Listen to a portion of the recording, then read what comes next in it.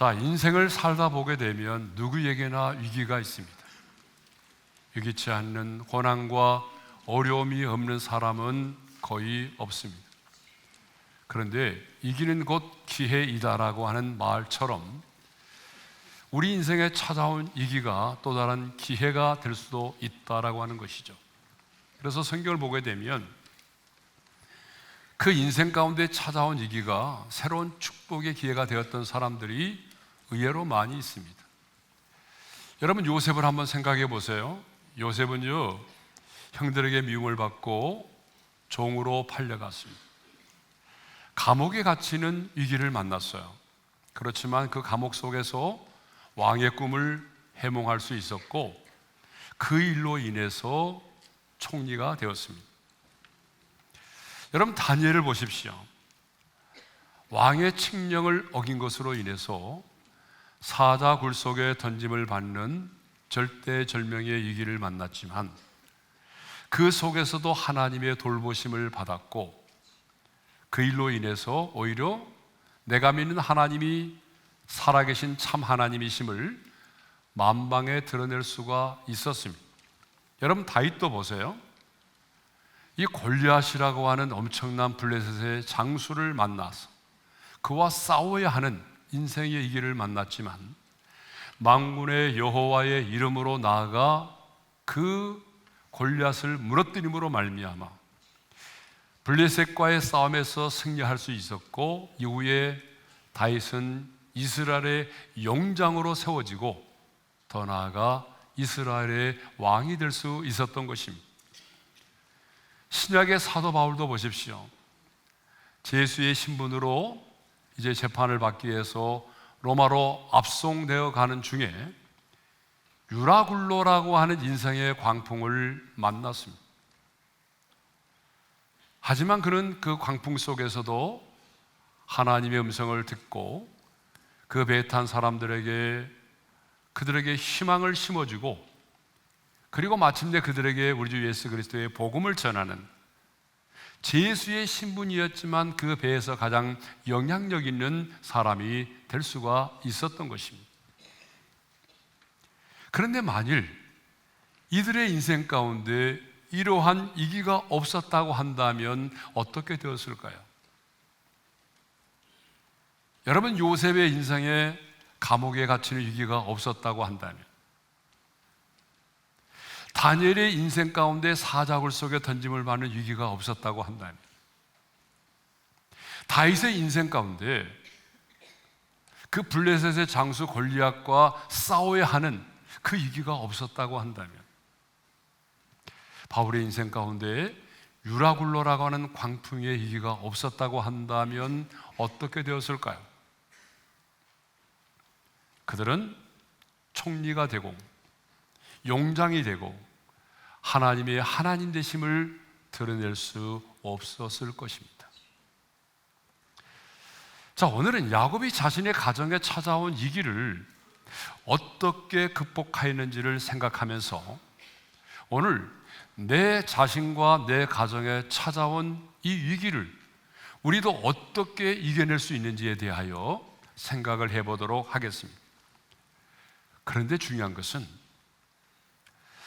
내 인생에 찾아온 위기보다도 내 인생에 지금 내 가정에 어떤 위기가 찾아왔느냐 하는 사실보다도 그 위기를 내가 어떻게 극복해낼 수 있느냐 하는 사실이 더 중요하다는 것입니다. 그러니까 여러분, 왜 이런 위기가 찾아왔지라고만 생각하지 말고 내가 어떻게 하면 이 위기를 극복할 수 있지? 여러분의 가정에 찾아온, 여러분의 인생에 찾아온 위기에 집중하기보다는 어떻게 이 위기를 극복할 수 있느냐에 관심을 갖고 여러분에게 찾아온 위기를 극복해낸다면 오히려 여러분의 인생에 찾아온 위기가 여러분의 인생에 더한 축복이 될 줄로 믿습니다. 창세기 34장은 야곱의 가정에 찾아온 그 위기에 대하여 다루고 있습니다. 우리가 지난 시간에 나눴던 것처럼 야곱의 애동딸 디나가 그 땅의 딸들, 여자들을 보러 나아갔다가 그 땅의 주장 세겜에 의해서 강제로 강간을 당하였습니다. 그런데 이 안타까운 소식을 들은 야곱의 아들들은요, 분노하였어요. 분노를 참지 못해서 복수를 했습니다. 그러면 야곱의 아들들은 어떻게 복수를 했죠? 자, 그들에게 제안합니다. 당신들이 우리와 결혼하려면 우리는 할례를 받은 사람이기 때문에 할례 받지 않은 자와는 결혼할 수 없어요. 그러니까 당신들이 우리와 결혼하려면 당신의 남자들이 할례를 받아야 합니다. 이 말을 듣고 세겜 족속의 모든 남자들이 할례를 받고 고통 중에 있을 때에 야곱의 두 아들 시므온과 레위가 칼을 차고 들어가서 세겜 족속의 남자들을 잔인하게 살해했습니다. 그리고 그들의 재산을 약탈했어요. 그들의 사랑하는 자녀들과 아내들을 사로잡았어요. 아주 철저하게 복수를 했던 것입니다. 그런데 이 복수를 인하여 이제는 야곱과 그 가족이 주변의 이방 족속들에게 복수를 당하여 멸망을 당할 수밖에 없는 위기 가운데 빠지게 된 것입니다. 자, 창세기 34장 30절의 말씀을 우리 함께 읽겠습니다. 다 같이요. 야곱이 시므온과 레위에게 이르되 너희가 내게 화를 끼쳐 나로 하여금 이 땅의 주민 곧 가나안 족속과 브리스 족속에게 악취를 내게 하였도다. 나는 수가 적은즉 그들이 모여 나를 치고 나를 죽이리니 그러면 나와 내 집이 멸망하리라. 이제 야곱과 그 가족들은요, 언제 보복을 당할지 모르는 그 상황 가운데서 여러분 하루하루를 두려움 가운데 떨면서 살 수밖에 없었습니다. 아니, 분노를 이기지 못해서 복수를 했는데 복수할 때는 기분이 좋았을는지 모르지만 이제 시간이 지나면서 이제는 야곱과 그 가족들이 그들에게 복수를 당하여 멸망에 이를 수밖에 없는 절대절명의 위기 가운데 빠졌다는 것입니다. 이렇게 야곱과 그 가족들이 위기를, 최대 위기를 만나서 두려움 가운데 떨고 있을 때, 그런데 하나님이 야곱에게 다시 나타나서 말씀하셨습니다. 야곱이 최대 위기를 만나서 두려움 가운데 떨고 있을 때에 한동안 잠잠하시던 하나님께서 또다시 나타나셔서 이렇게 말씀을 하셨습니다. 우리 1절의 말씀을 읽겠어요. 다 같이요. 하나님이 야곱에게 이르시되 일어나 베델로 올라가서 거기 거주하며. 하나님이 이 가운데는 야곱에게 나타나서 하신 말씀이 뭐예요? 일어나 베델로 올라가라는 거예요. 그러면 왜 하나님은 또 다른 지역도 많이 있을 터인데 왜 굳이 베델에 올라가라고 말씀하셨을까요? 그 첫 번째 이유는요, 베델은 야곱이 하나님을 인격적으로 처음 만난 곳이기 때문에 그렇습니다. 우리 잘 아는 것처럼 베델은요, 형 에서의 낯을 피하여 도망가던 야곱이, 모태 신앙을 가지고 있던 야곱이 처음으로 하나님을 인격적으로 만난 곳이에요. 그러므로 야곱에게 있어서 베델은 하나님의 은혜를 가장 실감나게 해줄 수 있는 은혜의 장소였다는 것입니다. 그런데 야곱은요, 이제 가나안 땅에 들어와 세겜 성읍에 머물러 살면서 안정되고 번영된 삶을 살아가면서 베델에서 하나님께서 자신을 만나주시고 자신에게 베풀어 주셨던 그 하나님의 은혜를 잊고 살았다는 것입니다. 그런데 하나님은 야곱에게 찾아오셔서 일어나 베델로 올라가라고 말씀을 하셨어요. 이것을 보게 되면 하나님은 야곱으로 하여금 하나님 자신이 그에게 베풀어 주셨던 그 놀라운 은혜를 잊지 않고 다시 기억하기를 원하셨던 것입니다. 그러니까 하나님은요, 야곱으로 하여금 그동안에 베풀어 주신 하나님의 은혜를 깨닫고 다시 새로운 영적 각성을 갖도록 하기 위해서 일어나 베델로 올라가라고 말씀을 하신 것입니다. 자, 여러분, 우리 인생에도 하나님을 인격적으로 만났던, 그래서 내 인생의 터닝 포인트가 이루어졌던 극적인 은혜의 순간들이 있습니다. 여러분 있죠? 예. 좀 고개라도 끄덕여 보세요. 네. 우리 인생에도 하나님의 은혜를 실감나게 해주는 그런 은혜의 사건들이 있다는 거예요.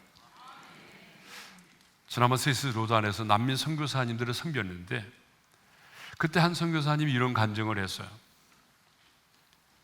중고차 매매 건 때문에 전화를 받고 나가는데 갑자기 뒤로 수갑이 채워지고 얼굴에 복면이 씌워지고 자동차로 어딘가로 끌려가게 됐다는 거예요. 아, 이제 나는 죽었구나. 두려움이 몰려왔대요. 근데 지나가다 보니까 뭐 실탄을 장전하는 소리를 일부러 막 내는 거예요. 아, 이제 나 죽었구나. 그래서 이제는 마지막에 이런 기도를 드렸대. 하나님, 죽음의 순간이 다가왔는데 제가 두려움이 없이 죽음을 맞이하게 해주세요. 이런 기도를 드렸대요. 그런데 그때에 하나님 음성이 들려왔어요. 볼지어다 내가 세상 끝날까지 너희와 항상 함께 있으리라. 그 하나님 음성을 들었대요. 그리고 풀려났어요. 근데 나중에 보니까 사모님도 갑자기 자기 남편이 사라졌잖아요. 그래서 놀래가지고 막 중보 기도를 하고 있는데, 그때 동일하게 그 사모님도 볼지어다 내가 세상 끝날까지 너희와 항상 함께 있으리라고 하는 그 음성을 들었다는 것입니다. 그러니까 선교사님 부부에게는 볼지어다 세상 끝날까지 내가 너희와 항상 함께 있으리라고 하는 이 말씀을 듣는 그 순간이 극적인 은혜의 순간이었던 것입니다. 아마 평생을 잊을 수 없을 거예요. 여러분, 우리 인생에도 그런 게 있잖아요. 내가 너를 사랑한다. 두려워하지 말라. 내가 너와 함께 함이라. 이런 하나님의 음성을 들었던 은혜의 순간들이 우리에게도 있어요, 없어요?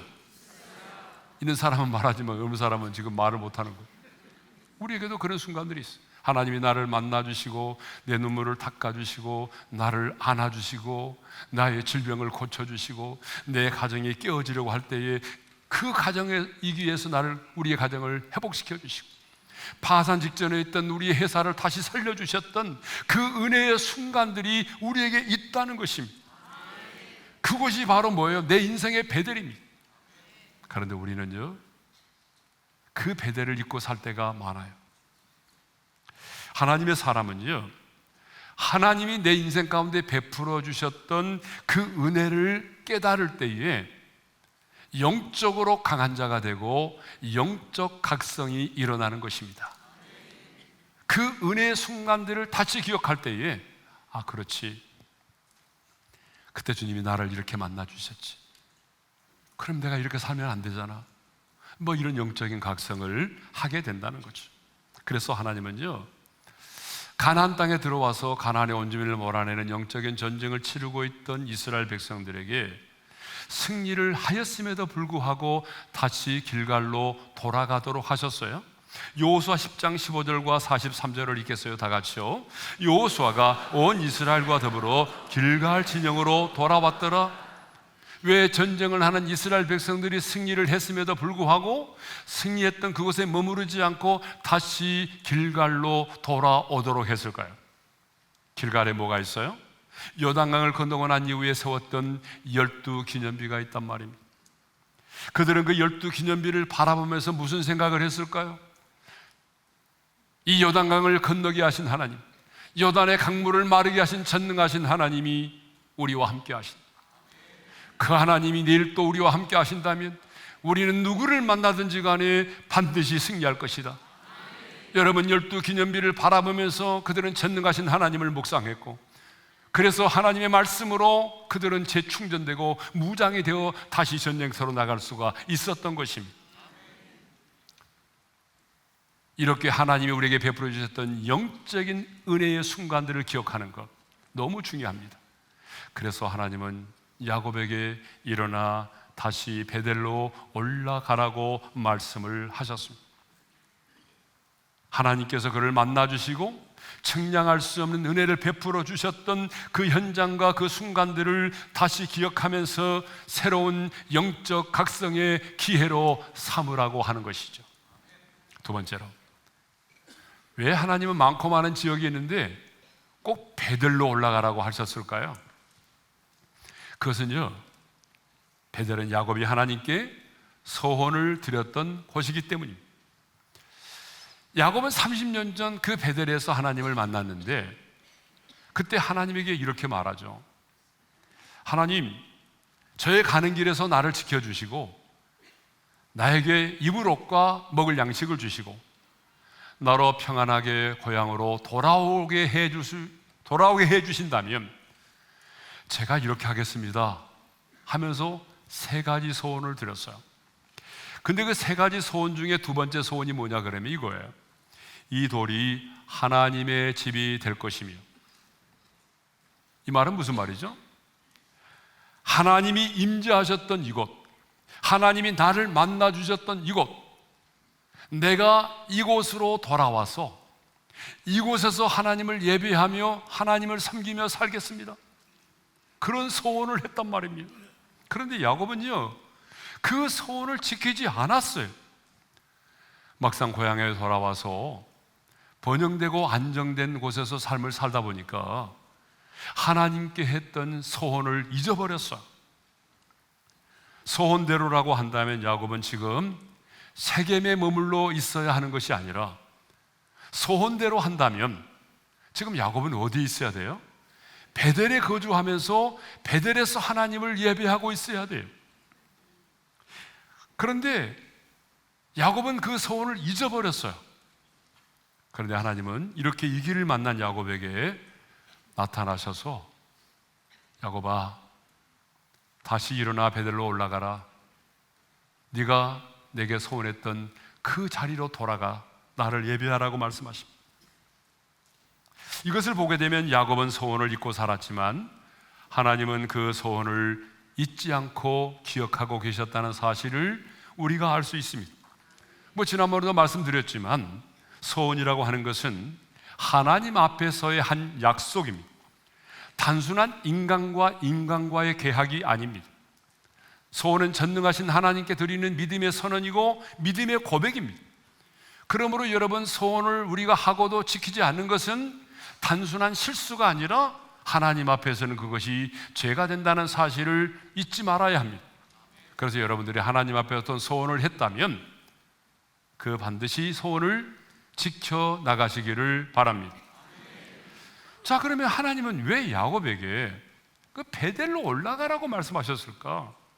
베델로 올라가라고 명하신 궁극적인 목적이 무엇이냐는 거예요. 자, 1절의 말씀을 우리 한번 읽겠어요. 다 같이요. 하나님이 야곱에게 이르시되 일어나 베델로 올라가서 거기 거주하며 네가 내 형 에서의 낯을 피하여 도망하던 때에 내게 나타났던 하나님께 거기서 제단을 쌓으라 하신지라. 자, 하나님이 야곱으로 하여금 일어나 베델로 올라가라고 말씀하신 궁극적인 목적이 뭐예요? 거기서 제단을 쌓으라 하신지라. 제단을 쌓으라고 하는 말이 뭐예요? 오늘 우리로 말하면 예배를 드리도록 하기 위함이라는 거예요. 그런데 거기서 제단을 쌓으라 그렇게 말씀하지 않고 앞에 하나님께라는 말이 붙어 있어요. 하나님께 거기서 제단을 쌓으라. 여러분, 이 말은 곧 무엇을 의미하는가 하면 바로 예배의 대상이 바로 하나님이심을 가르쳐 주고 있는 거예요. 여러분, 예배는요, 나를 위한 게 아닙니다. 예배는 여러분의 느낌과 여러분의 소원을 따라 드리는 게 아니에요. 예배는 나를 위한 것이 아니라 하나님을 위한 것입니다. 하나님께 제단을 쌓는 것입니다. 예배는 사람을 위한 게 아닙니다. 그래서 아브라함이 가는 곳마다 제단을 쌓았는데 창세기 13장 18절을 보게 되면 이런 말씀이 있어요. 다 같이요. 거기서 여호와를 위하여 제단을 쌓았더라. 누구를 위하여? 여호와를 위하여 제단을 쌓았더라. 예배의 대상은 누굽니까? 오직 하나님 한 분뿐이십니다. 야곱이 베델에서 만난 그 하나님을 예배했던 것처럼 우리도 나를 만나주시고 나를 구원해 주시고 나를 지켜주시고 나와 함께 하신 그 하나님, 더 나아가서 내 영혼이 육체의 장막을 벗는 그 인생의 마지막 순간까지도 나를 책임져 주실 그 하나님, 그 하나님께 찬양과 경배를 드리는 것이 바로 예배인 것입니다. 그러므로 여러분, 예배는 내 중심, 내 생각을 가지고 드리는 게 아니에요. 오직 주님만을 생각하고 내 느낌과 감정이 중요한 것이 아니라 주님이 받으실 영광만을 생각하고 그 영광의 보좌만을 바라보면서 예배를 드려야 되는 거예요. 그런데 너무나 많은 성도들이 지금도 내 중심의 예배를 드린다는 거예요. 하나님 중심의 예배가 아니라 내 중심이에요. 내 느낌과 감정이 중요한 거예요. 그래서 예를 들자면 이런 거예요. 저 찬양은 내가 모르는데, 저 노래는 내가 좋아하지 않는 찬양인데, 그래서 자기가 좋아하는 찬양이 나오면 신나게 부르고, 자기가 좋아하지 않은 찬양이라면 입도 벌리지 않고, 이런 식의 예배. 여러분, 이것은 나를 위한 예배지 하나님을 위한 예배가 아닙니다. 여러분, 하나님께 예배를 드리되 하나님을 위한 예배, 하나님 중심의 예배를 드릴 수 있기를 주님의 이름으로 축원합니다. 자, 그러면 야곱은 일어나 베델로 올라가라고 하는 주님의 명령에 어떻게 반응했을까요?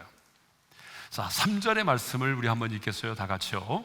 우리가 일어나 베델로 올라가자 내 환난 날에 내게 응답하시며 내가 가는 길에서 나와 함께 하신 하나님께 내가 거기서 제단을 쌓으려 하노라 하며, 야곱은 가족과 그와 함께 모든 사람들에게 말합니다. 이제 우리 일어나 베델로 올라가자. 그리고 하나님께 내가 거기서 제단을 쌓으려 하노라. 그리고 14절과 15절에 보게 되면 마침내 베델로 올라가서 무너진 난을 수축하고 그곳에서 제단을 쌓습니다. 우리 한번 읽겠습니다. 시작. 야곱이 하나님이 자기와 말씀하시던 곳에 기둥 곧 돌기둥을 세우고 그 위에 전제물을 붓고 또 그 위에 기름을 붓고 하나님이 자기와 말씀하시는 곳의 이름을 베델이라 불렀더라. 그러니까 30년 전 하나님을 만났던 그곳, 하나님께 소원을 드렸던 그곳, 하나님의 임재가 있었던 그 현장으로 다시 돌아와서 그 무너져 있던 돌기둥을 다시 세우고 그곳에서 하나님을 예배했다는 것입니다. 예배를 회복한 것이죠. 성도 여러분, 여러분 영적인 침체에 빠졌어요? 여러분의 가정에 위기를 만났습니까? 이렇게 앉아서 예배를 드리고 있지만 여러분의 가정에 어떤 위기가 찾아왔나요? 아니면 점점 하나님과 멀어져 가고 있나요? 그토록 뜨거웠던 하나님과의 첫사랑을 잃어버리셨나요? 아니, 무미건조한 신앙생활을 하고 있지는 않으세요? 좀 하나님의 임재를 경험하고 하나님과의 관계를 회복하고 싶지 않으세요? 그렇다면 여러분 다시 일어나서 우리도 베델에 올라가야 할 줄로 믿습니다. 예배가 위기를 극복할 수 있는 가장 빠른 지름길입니다. 하나님과의 관계를 회복할 수 있는 가장 빠른 지름길은 곧 예배라는 사실입니다. 예배 없이 회복이 없습니다. 예배를 회복하시기를 바랍니다. 왜냐하면 하나님의 형상대로 지음받은 우리는 예배를 능가하는 삶을 살 수 없기 때문이에요.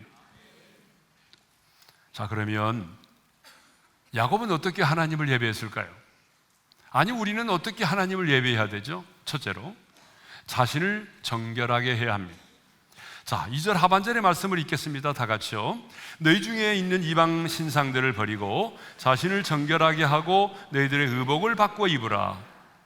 여러분, 예배를 드리기 전에 우리가 꼭 해야 될 일이 있어요. 그것은 내 자신을 정결하게 하는 것입니다. 여러분, 우리가 세상 속에 살면서 우리의 생각과 입술과 우리의 마음이 얼마나 오염되었어요. 그런 그 죄악으로 인하여 오염된 우리의 그 마음들을, 우리의 입술, 우리의 생각들을 어린 양의 보혈로 정결케 하고 정결한 마음으로 하나님께 예배를 드려야 합니다. 그러니까 여러분, 예배 전에 나와서 하는 일이 뭐예요? 예배 전에, 여러분 예배를 시작하기 전에 우리가 해야 되는 일은 내 마음을 정결하게 하는 일이에요. 그런데 시작 전까지 계속해서 휴대폰 보는 사람들이 있더라고요. 정신 차리세요. 그러면 안 돼요. 예배 드리기 전에 가장 먼저 해야 되는 일은 뭐예요? 내 마음을 정결하게 하는 것입니다. 하나님은 그렇게 정결한 마음으로 드리는 예배를 하나님이 받으십니다. 그러면 야곱은 자신을 정결하게 하기 위해서 두 가지를 요구하고 있습니다. 첫 번째가 뭐냐면 이방의 신상을 버리라는 거예요. 그래서 너희 중에 있는 이방의 신상들을 버리고 라고 되어 있습니다. 여러분 정말 놀라운 일 아니에요? 아니, 하나님을 섬기는 야곱의 가족들 가운데 하나님이 가장 미워하시는, 가증히 여기시는 이방의 신상들이 있었다는 거예요. 어쩌면 나일이 가지고 있던 나반의 드라빔이라든지 아니면 세겜 사람들과 같이 교제하고 또 어떤 교역을 하다 보니까 세겜 사람들에게 있었던 여러 가지 이방의 신상들을 야곱의 가족들이 가지고 있었다는 거예요. 그런데 4절에 보게 되면 야곱의 가족들은 이방의 신상들을 버리라 라고 하는 이 말씀에 순종을 하게 됩니다. 자, 우리 4절의 말씀을 읽겠습니다. 시작. 그들이 자기 손에 있는 모든 이방 신상들과 자기 귀에 있는 귀고리들을 야곱에게 주는지라. 야곱이 그것들을 세겜 근처 상수리 나무 아래에 묻고, 근데 거기 보게 되면 신상과 귀고리가 다 복수로 돼 있어요. 이방의 신상들과 귀고리들. 여러분, 이 복수로 되어 있다는 것은 그들이 가지고 있었던 이방의 신상들이 한둘이 아니라는 거예요. 굉장히 많은 이방의 신상들을 가지고 있었어요. 그런데 이방의 신상들을 버리라고 했는데 야곱의 가족들은요, 말하지 않는 귀고리들까지도 버렸어요. 왜 그럴까요? 이 귀고리가 그 당시에 하나의 장식품으로 끝나는 것이 아니라 이 귀고리 안에 해와 달과 같은 그들이 섬기고 있는 여러 우상의 형상들이 새겨져 있었기 때문이에요. 근데 이것을 어떻게 했어요? 상수리 나무 아래 묻었어요. 상수리 나무 아래 묻었다라고 하는 것은 무슨 의미죠? 철저하게 이방의 신상들을 제거했다라고 하는 얘기예요. 예? 아까워하지 않고 상수리 나무 아래 묻어버렸어요. 자, 그렇다면 이제 우리도 이방의 신상들을 버려야 되는데, 적어도 하나님을 예배하는 사람이라면 여러분의 집안에 불상은 없잖아요. 여러분의 집안에 불상이 있어요? 적어도 여러분의 집안에 어떤 눈에 보이는 형상을 가지고 있는 우상은 없을 거예요. 그렇지만 우리 마음속에 마음의 우상들이 있어요. 그 우상들이 뭘까요? 우리 안에는 탐심, 내가 돈을 하나님보다 더 사랑하면 그것이 바로 우리 마음의 우상이에요. 여러분의 자녀들을 하나님보다 더 사랑하고 그러면 여러분의 자녀가 내 마음의 우상이 되는 거예요. 그러니까 우리가 하나님께 예배를 온전하게 드리려면 여러분의 마음에 있는 우상들을 제거해야 돼요. 그 다음에는 의복을 바꾸어 입으라고 그랬어요. 너희들의 의복을 바꾸어 입으라. 여러분 다 의복 바꿔 입고 왔잖아요. 오늘 어젯밤에 주무시는 잠옷 입고 온 사람은 없잖아요. 그죠? 자, 그러면 의복을 바꾸어 입으라고 하는 말의 의미가 뭘까요?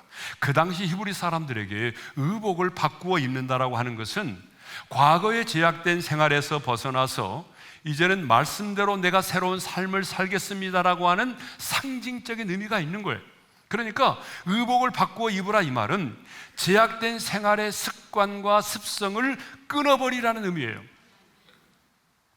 그렇다면 오늘 우리가 하나님을 예배하기 전에 우리가 바꾸어 입어야 될 의복이 뭐예요?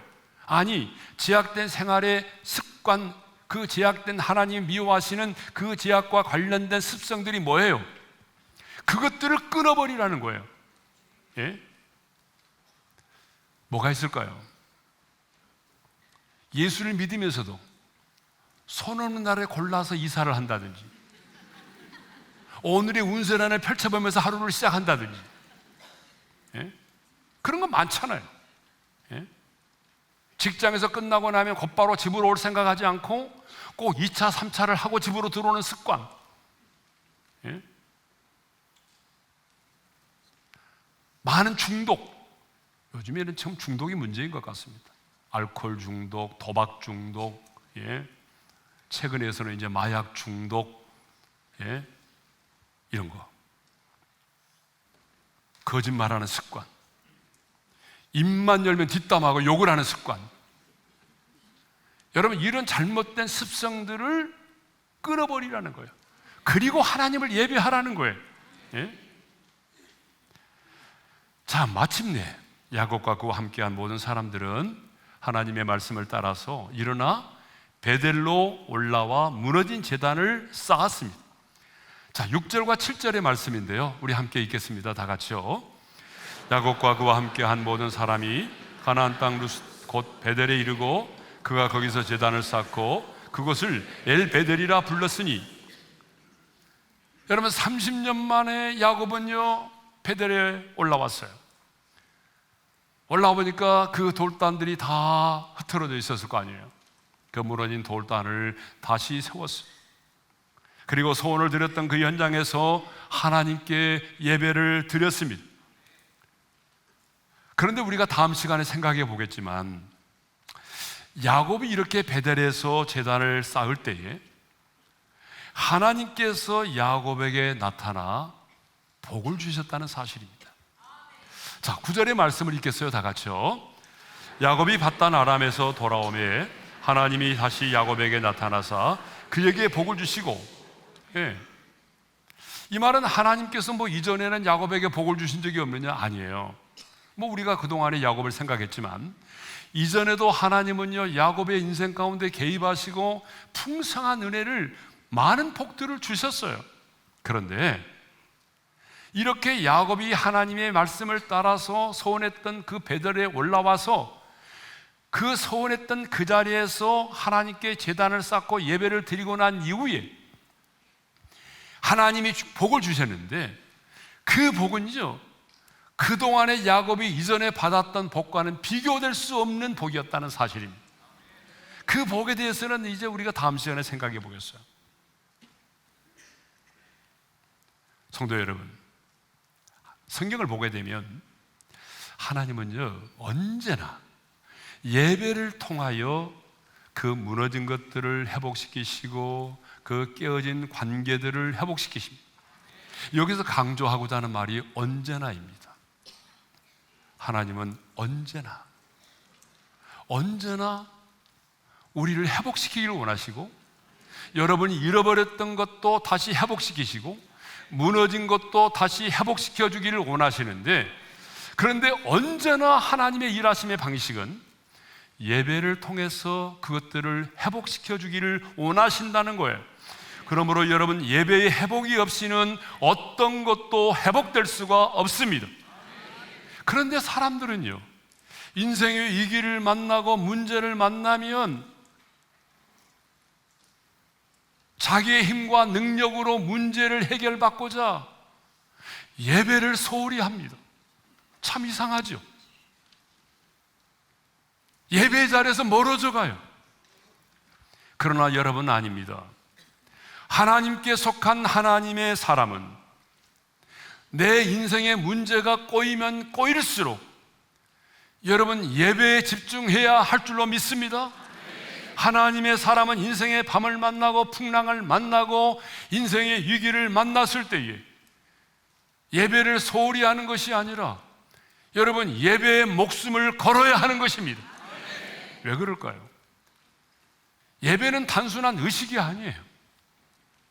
성경을 보세요. 하나님은 예배를 통해서 우리를 만나 주십니다. 지금 여러분, 우리는 이 예배하는 시간에 하나님을 만나고 있는 거예요. 예배는 하나님을 만나는 것이기 때문에 하나님을 만나면 인생의 문제들이 해결되게 되어 있습니다. 예배의 회복이 없이 주어지는 축복은 그 어떤 것도 축복이 될 수 없다라고 하는 거죠. 하나님이 주시는 회복은 언제나 예배를 통해서만 가능합니다. 그래서 하나님은 오늘 또 우리에게 말씀하십니다. 너의 삶에 무엇이 무너졌느냐? 너의 인생 가운데 무엇이 무너졌느냐? 영적인 권위가 무너졌느냐? 무엇이 무너졌느냐? 너의 가정에 찾아온 위기가 무엇이냐? 여러분 이렇게 웃고 앉아서 예배를 드리고 있지만 말하지 못해서 그렇지 여러분의 가정에 찾아온 위기가 무엇입니까? 그렇다면 여러분 무너진 재단을 다시 쌓을 수 있기를 바랍니다. 여러분의 가정이 베델이 되게 하시기를 바랍니다. 무너진 예배를 회복하여 다시 하나님의 임재가 있는 베델이 되게 하는 것입니다. 베델이 무슨 뜻입니까? 하나님의 집이라는 것입니다. 저는 여러분의 가정이 베델이 되기를 원합니다. 베델 아무리 외쳐도 베델이 되는 게 아니에요. 여러분의 가정에 무너진 그 예배의 재단이 다시 쌓아지지 않는다면, 가정에서의 예배가 회복되지 않는다면 여러분의 가정은 베델이 될 수가 없습니다. 하나님과의 첫사랑을 잃어버리셨어요. 깊은 영적인 침체에 빠져 있습니까? 여러분과 여러분의 가정에 위기가 찾아왔습니까? 신앙생활이 몸이 건조하세요? 다시 하나님의 임재를 경험하고 싶지 않으세요? 여러분의 가정과 심령에 성령의 불이 활활 타오르는 그런 영적인 부흥을 맞이하기를 원하십니까? 그렇다면 예배를 회복하시기를 바랍니다. 다시 말씀드립니다. 예배의 회복이 없이 주어지는 축복은 그 어떤 것도 축복이 아닙니다.